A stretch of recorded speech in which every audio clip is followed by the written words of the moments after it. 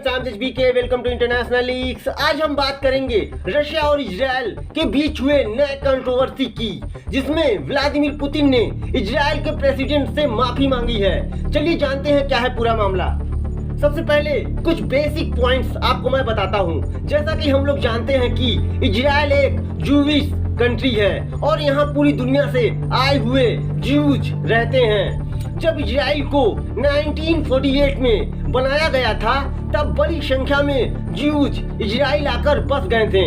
आपको जानकर हैरानी होगी कि इजराइल में 17% लोग रशियन लैंग्वेज बोलते और समझते हैं। चलिए जानते हैं क्या है पूरा विवाद और कैसे शुरू हुआ। रशिया के तत्कालिक विदेश मंत्री सर्गेई लावरोव ने एक इटालियन मीडिया आउटलेट को अपना इंटरव्यू दिया और इस इंटरव्यू में रशिया के विदेश मंत्री लावरोव ने बोला कि Ukrainian president Vladimir Zelensky Nazi हैं और नाजी विचारधारा के हैं और नाजी विचारधारा को आगे बढ़ा रहे हैं। आपकी जानकारी के लिए बता दूं कि यूक्रेन के प्रेसिडेंट एक ज्यू हैं और इजराइल जूविश एक यहूदियों की कंट्री है, तो विवाद तो होना ही था।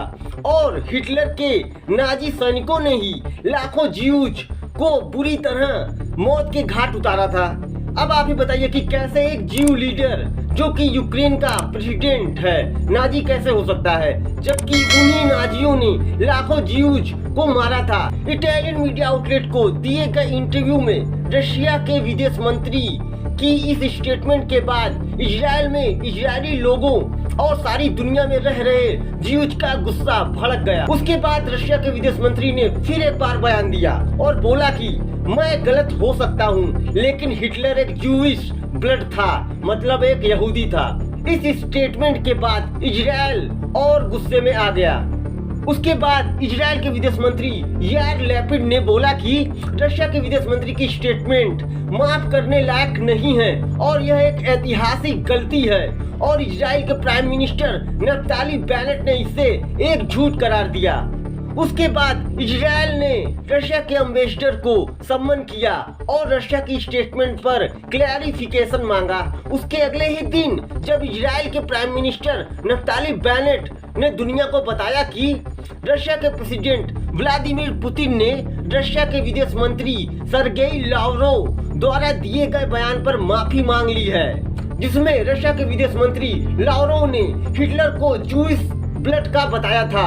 इजरायली मीडिया और गवर्नमेंट ऑफिशियल्स ने बोला कि इजराइल के प्राइम मिनिस्टर नफ्ताली बेनेट ने रशिया के प्रेसिडेंट की माफी एक्सेप्ट कर ली है और उन्हें थैंक्स बोला।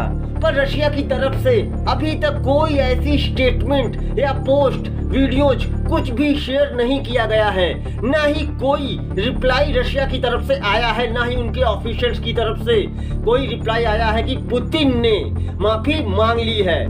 मैं आपसे पूछना चाहता हूं कि क्या पुतिन ने इजराइल के प्राइम मिनिस्टर से माफी मांगी है या नहीं। आपकी क्या राय है, इसे कमेंट सेक्शन में जरूर बताएं। For more leagues subscribe our channel international leagues. Thanks for watching.